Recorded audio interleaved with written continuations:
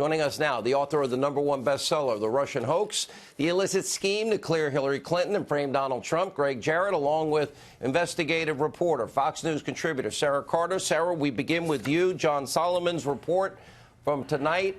This is now concrete evidence.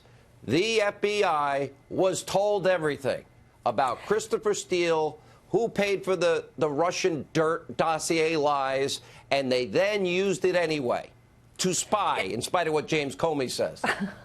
Well, it was to spy. And what's worse, Sean, is the fact that the FBI was well aware of what Christopher Steele was up to, what he was doing. The fact that Christopher Steele himself had admitted to Avalanche, the Deputy Assistant Secretary of State at the time, that he was going to release this information before the election.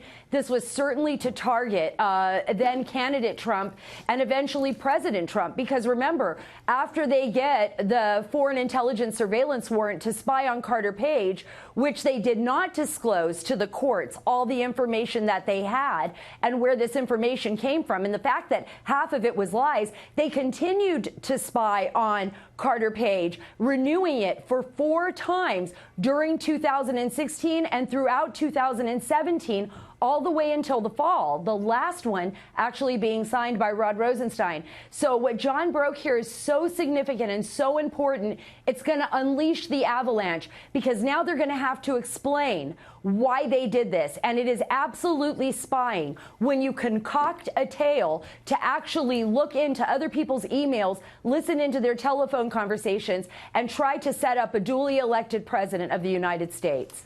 The avalanche that I keep saying coming cascading down, Gregg Jarrett, this is but a small part. We have, of course, the Inspector General's report on FISA abuse. We have now the Attorney General that will look into Hillary's rigged investigation. We'll have the Huber report on leaked materials. We will have 302s. We will have Gang of 8. We will have the FISA applications themselves. Mueller's dead. Whether people can face the truth or not, now, Act 2, the curtain is up. And John's documentary evidence now proves conclusively that James Comey was lying to a FISA court. And, of course, tonight on CNN, you played the clip when he said he went by the book. That's also a lie to the American public. You know, James Comey is now swinging these wild haymakers because he knows that very soon he's going down on the canvas for a 10 count. He is in deep, serious legal jeopardy for a number of things.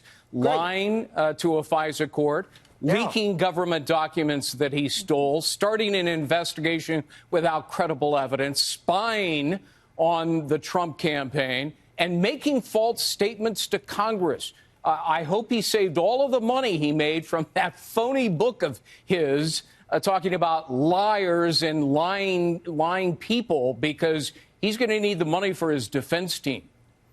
Gregg Jarrett, remind me to never piss you off, because that was a pretty damning indictment. That's why you had the #1 bestseller in the country for weeks. All right, thank you both. Great work, both of you.